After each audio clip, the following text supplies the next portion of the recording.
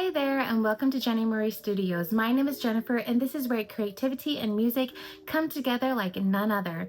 Today I'm going to show you and walk you step by step on how to first thread your machine and create your very first stitch. But the twist is you're not going to be using fabric for the first time. It's going to be a mysterious material.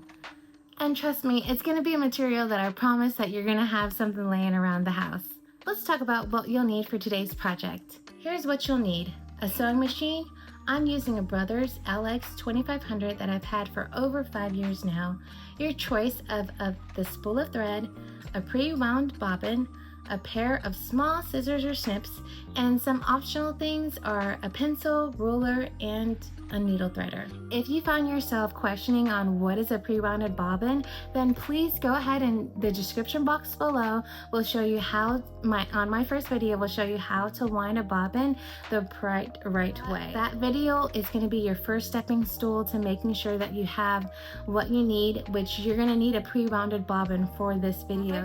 You're going to be using this material that is going to be most likely laying around your house, and most likely you're going to have it. I would doubt it that you would have to go to the store for this, so I'm going to leave that last material for the end of this video when we get into our first stitches. Make sure you take it slow and don't push yourself too much.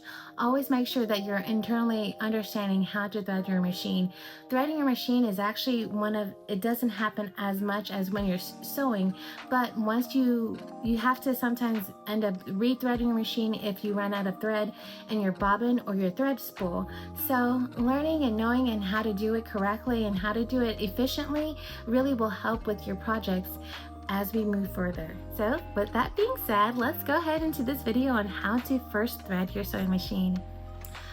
All right, I would not be the right person if I did not say this before we started threading your machine. So let's first go talk about some safety tips. This is just a regular sewing machine, which means it's powerful, fast, and built to handle materials.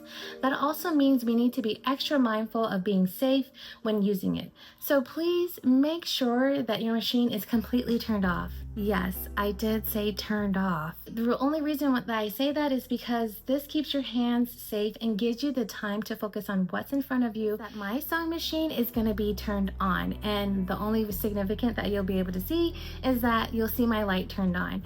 And the reason I have that on is because first I need to have it. Even though I have 20/20 vision, I still need to have a little extra light. So if you need to have like a little exterior light, then that's perfectly fine. I also have like a little lamp too that I sometimes use on a personal note to get better lighting, but with that, I also still need to have the light for filming purpose. So that's the only reason why I have my light on. Now, for when you are threading your machine, I highly encourage you to make sure that you have your sewing machine turned off, only because we're still trying to understand what is our sewing machine and how to get acquainted to it and get familiar with it, because it is a tool to help you to do the journey and sewing things that you want to do for your projects and stuff like that. And you have to make sure you're being safe. And so sometimes our bodies and our fingers will be at certain places of the sewing machine where we're doing our threading,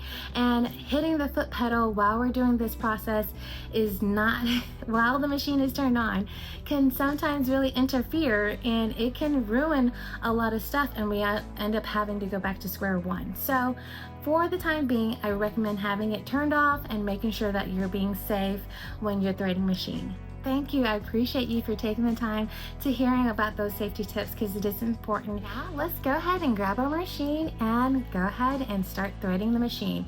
And don't worry, I will be here with you step by step all the way through. Step 1, raise your presser foot. To ensure safety when threading machine, turn the knob to the right of your sewing machine towards you to raise the presser foot. As you notice, if you keep turning the knob towards you, the presser foot lever will lower and rise. This allows the machine to hold your fabric in place and align with the lower half of the sewing machine. You will also notice a small lever on the back or side of it. This lever helps to lower your presser foot to lock in place when stitching.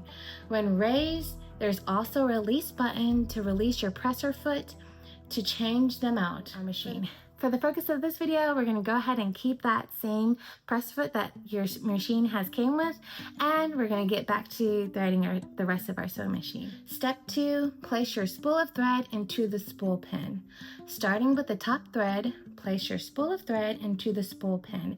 Make sure you thread with the thread facing outside of the sewing machine so that the thread is going around the machine. If you place it inward, this causes the thread to spin unevenly, causing the tension of the thread to stitch incorrectly. Step 3, follow the thread guide. Now, take the end of the thread and pull it across to the thread guide at the top. Most machines, even at an expert level, will have a thread guide of arrows and numbers directing you on which direction to guide your thread. On my machine, I have a thread guide on which direction my thread should go when winding bobbin, and a guide for threading my machine. Those are two different features that do make a difference when you use the right guide. As you can see in my thread guide has numbers to follow that will lead to the end of the guide towards the presser foot. Step 4, pull the thread through the needle eye. Once you have guided your thread, which will lead to your presser foot, be sure to once again place your thread behind the presser foot hook to make sure the thread stays in place. Pull out a few inches of your thread to thread into the needle eye. You may need a little patience for this part.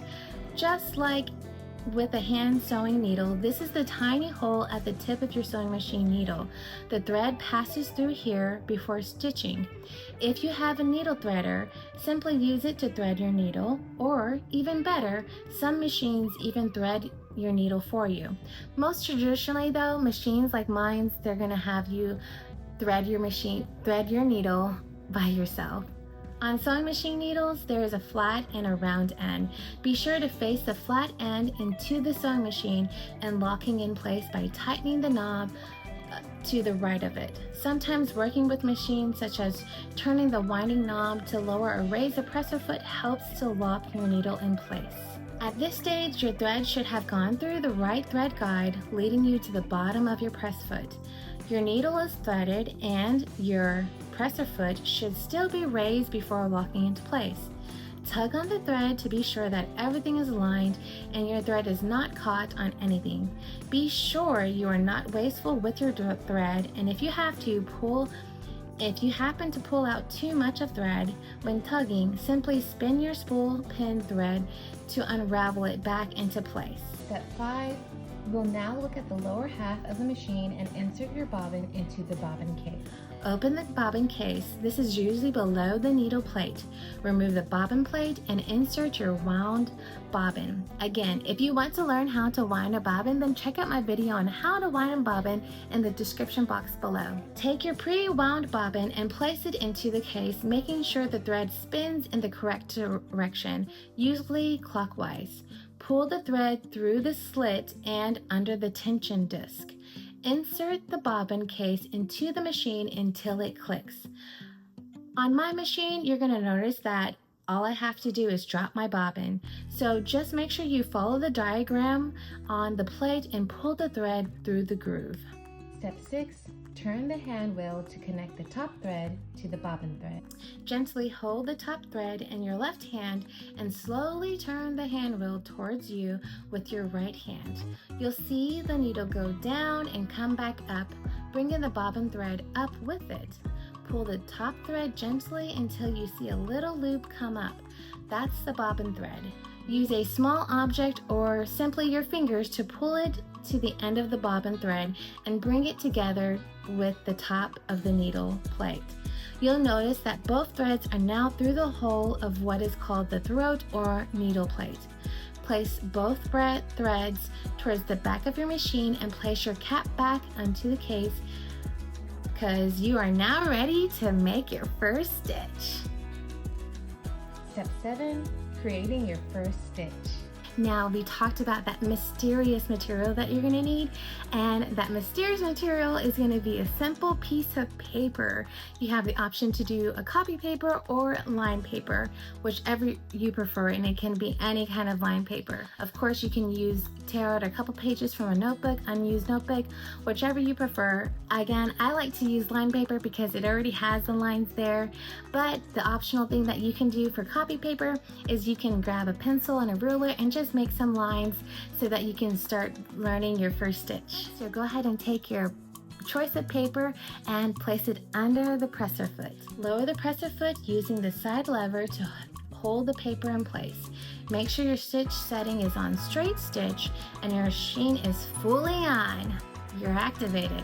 You're going to get comfortable. Align your feet into a comfortable upright position with your machine close to you so that you can smoothly stitch comfortably. Be sure to keep your fingers away from your needle plate. That includes the presser foot level, which can sometimes catch your fingers if they're too close. Use the winding knob to make your first stitch. Turn the knob towards you. You practice stitching up to 2 to 10 stitches at a time so you can see how the needle moves. When turning the knob, this will also ensure that you will have a nice smooth stitch when you use the foot pedal. When you are at the end of the stitch, simply stop. Place your foot away from the foot pedal, raise the presser foot lever up, and gently pull your paper away from the machine. Grab your scissors or snips or use your machine's thread cutter to cut it away from the sewing machine. Cut off any excess thread. You will now use the foot pedal. Now that you understand the concept of how stitches are created, and if there are no tugs or stitches, place your paper back under the foot presser and lock it in place. Slowly press the foot pedal hand wheel to make your first stitches. Now, if you find yourself that when you are tugging on your thread or you're tugging on your paper and it's not quite coming out correctly, then that means that something is wrong and you need to take a moment and just stop, okay? Stopping in the middle of something is perfectly fine. It's always at your own pace, but you always want to make sure you don't want to damage your sewing machine and or get yourself unsafe. Make sure you don't try to force anything, because in most cases, if you're trying to force it, then most cases you will always end up breaking it, because the sewing machine, even though how tough and sturdy it can be, it's also a very fragile tool that is used as well. So you want to be mindful and making sure that you take care of your sewing machine as well. Be sure to go back, take a rewind of the video to make sure you got all the steps down so that you are understanding where you are at and what mistake you might have made, because everyone makes mistakes and it does take a while sometimes to get through them. So just be precautious.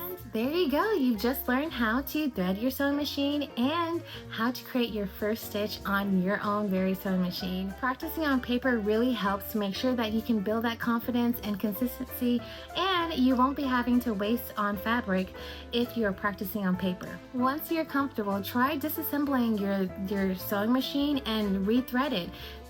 Take the steps back, rewatch the video to make sure that you have all the steps down, and then even take it another step up and see how fast does it take for you to thread your sewing machine so that you can do your stitching. Remember, every great seamstress or tailor always has started with their very first stitch, which is just like you right now. So with that being said, my name is Jennifer, and if you found this video to be helpful and knowledge for you, then please take a moment to like, share, and subscribe.